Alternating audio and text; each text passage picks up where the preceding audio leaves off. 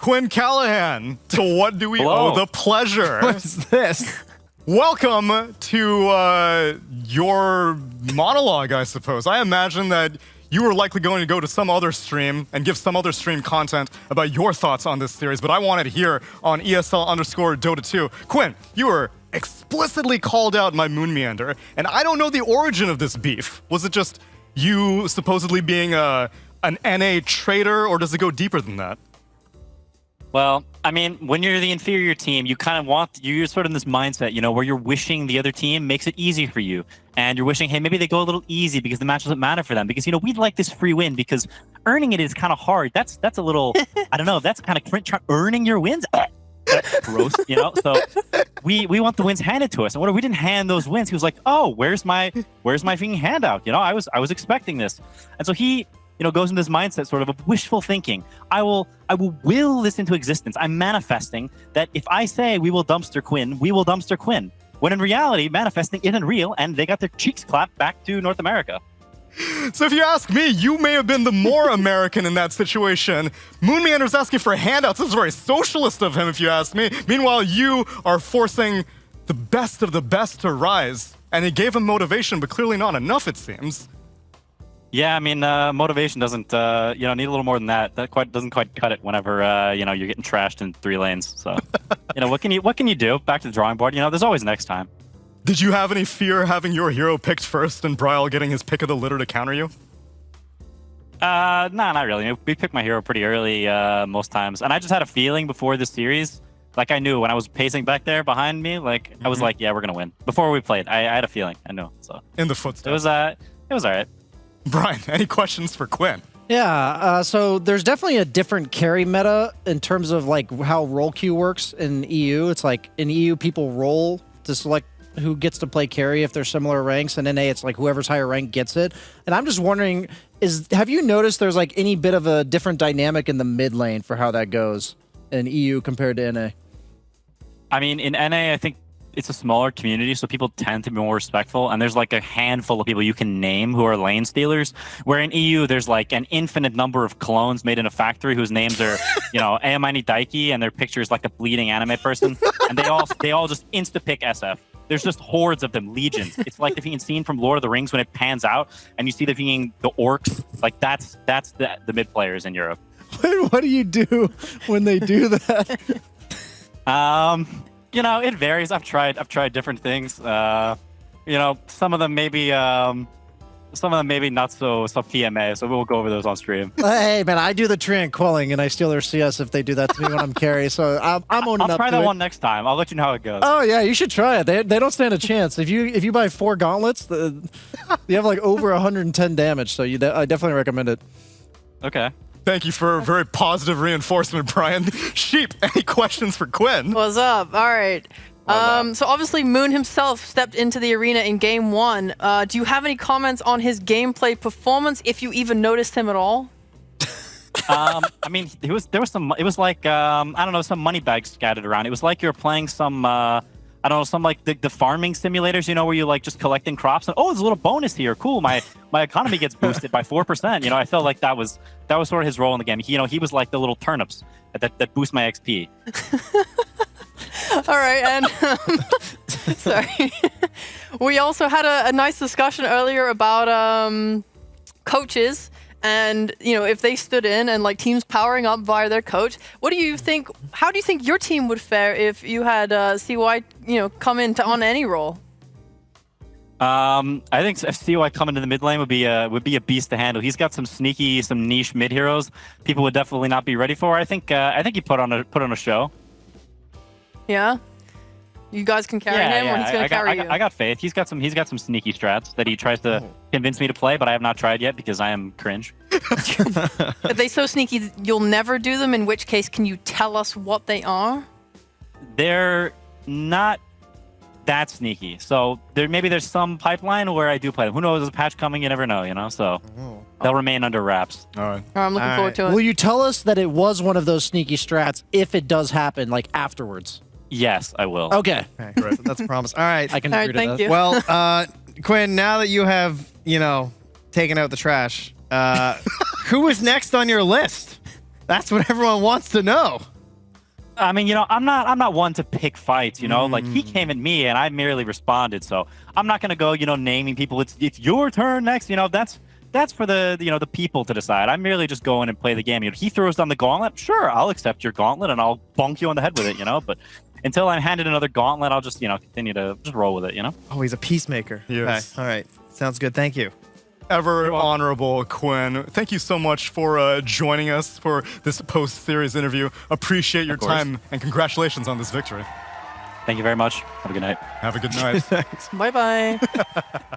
The greatest vegan captain that Dota's ever seen, Seleri.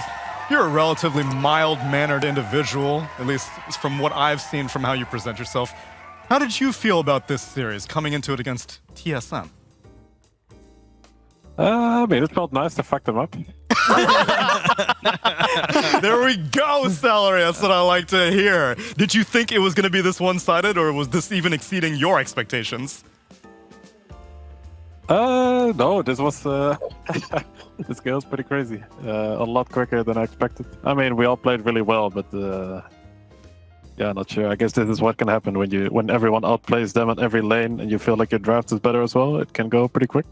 Okay, that was a more measured response, but I'll take it. In regards to the draft, what's up with this Skyrath mage that you guys are whipping out? This is not a popular hero, but you guys are making it look good. Yeah, not sure. We used a lot of reserve time. Tofu's thinking, Anton's thinking. Wait a second, Tofu can pick first, so I can think a bit longer. They don't know what to pick. We almost run out of time. He says, give me Sky. Okay, fine. That's your game one excuse. What happens for game two? You're like, damn, that was a pretty good pick, actually. Let's do it again. Yeah, I just wanted it again. Okay. Not sure what to say about it. We never played it. Just that simple. Brian, any questions for Seleri? Yeah, my question is, when you guys are drafting, how much does it change drafting to know, like, if you first pick your mid, like in a series like this, and he wins his lane anyways? How much it changes drafting? Yeah, like if you know you're going to drafting win part the is mid the same, lane, regardless of like counter picks in the lane or anything like that. I mean, you cannot predict this in advance, right? Or what do you mean of it? Because it's like in this game, Quinn just outplayed him this last game, Ember against Sniper, and he didn't have the best showing, from what I understood. But in a different game, he might do a lot better. So I was just wondering, because I feel like on average, Quinn does really well in lane. So I was just wondering if that actually affects your guys' draft. Like you're willing to pick him as hero earlier, or you're not as worried about his lane matchups as you normally would have to be. In that sense. I mean, we're not... Like, I don't think we think too much about this. We know he's very strong at laning. So for that reason, it's also good to leave his pick for later, right? We've all seen these Huskar picks later, and he just destroys the game. Like, it feels like the game ends from this pick almost. So in that sense, it's very nice to have him his pick over for later. But in some, like first pick, for example, sometimes it's just nice to pick this mid on 8, because it's a bit tricky sometimes to pick it later on. So it's nothing too crazy about it. It just depends on the pick order and how you can draft properly. Thank you. All right. I remember the last time I was in an interview with you, you said you wanted to play these like enchantresses, when I asked. So obviously we get to see it. We've seen it a few times before in the past.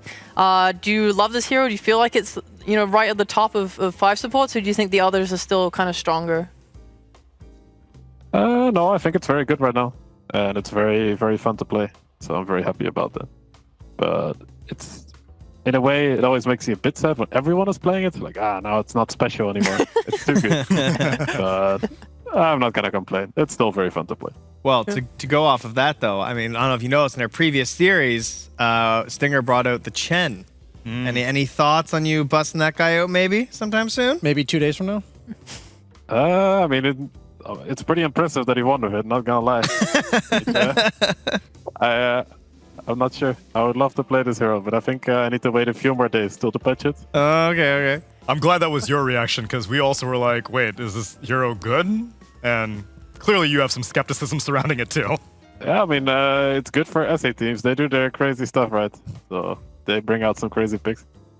All right. I also wanted to ask, when a patch comes out, things get shaken up, or Are you a guy that likes to just play the standard support heroes? You're like, oh, I love my Witch Doctor, my Ogre, whatever. Are you one of those guys that likes to see the patch and be like, oh, finally, we can play Lifestealer as a support?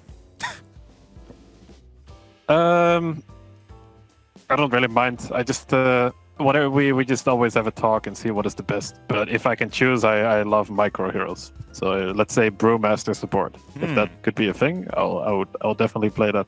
I like these type of heroes: Brewmaster, Chance, the Ench, all these type of heroes. They just profit, maybe. Who knows? Okay, That's, so like when this patch came out, when all these neutral creeps got spells, I was so happy. Oh, this is so cool. Maybe I can use this Ogre Smash, but you cannot. wait, can't you? Is there not like a hero that has a stun and then you can follow up with the Ogre Smash? Yeah, it's possible, but it's a bit. It's a long It's wind a up. bit tricky. The most viable. I think that was against TSM the other day when Ace's TP out actually worked because the Ogre stunned. Who was it? Rubik, who stole Dragon Knight stun? Rubik is running in and the Ogre just bam smashes him down. So I guess they're already on our side. I don't need to take them. Yeah. I wanted to ask real quick about the new patch. Is there any heroes in general that when you read the patch notes, because you play these heroes a lot, that you know instantly whether that hero is going to be really good or bad? No, I'm not that good at that quickly. I always take a long time to read this patch, and then Ace, Tofu, and Siwa are a lot better at this. So I just talk with them a lot. I just need a bit more time. Like over time, I'll have a good grasp of it, but the short term, like in that sense, I always feel like I always enjoy watching these Purge talks about the patches. But I actually cannot anymore because it takes too long, because I already take 5 hours myself to read it. So we have another guy who does a more condensed version. BSJ, Banana I've heard of Slam that at guy. Jamma. Yeah, Oh, yeah. maybe he's got some content videos. Maybe I want to he'll- win the tournament though. There This is the opposite of the panda interview. Panda raises your ego, Celery takes an attack. I needed it. I needed it. Thank you for that. Sorry about- No, I said thank you. You can say you're welcome. Do I have time for one more question? Go ahead. All right, Celery, what do you think you're the best at in Dota?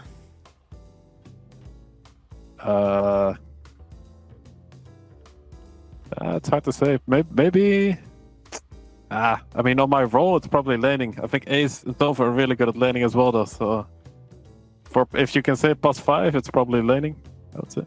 All right, so you guys are just the best laners in the entire goddamn world. I love to see it. That's why this game is so quick. Heyo. Yo. Well, Celery, I believe that's all that we have for you. But if you have any shout-outs or anything you'd like to say to all the Gaimin fans that you've been acquiring over this past year, please, the floor is yours. Yeah, thanks a lot for supporting us, guys. Also, thanks to Moon for the nice banter.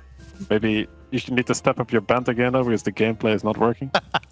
But no, everyone that is watching our games and enjoying it, thanks a lot. I really appreciate it. And be nice for Diracho. He has these crazy deaths, but that's because he plays super aggressive. Someone has to tank it.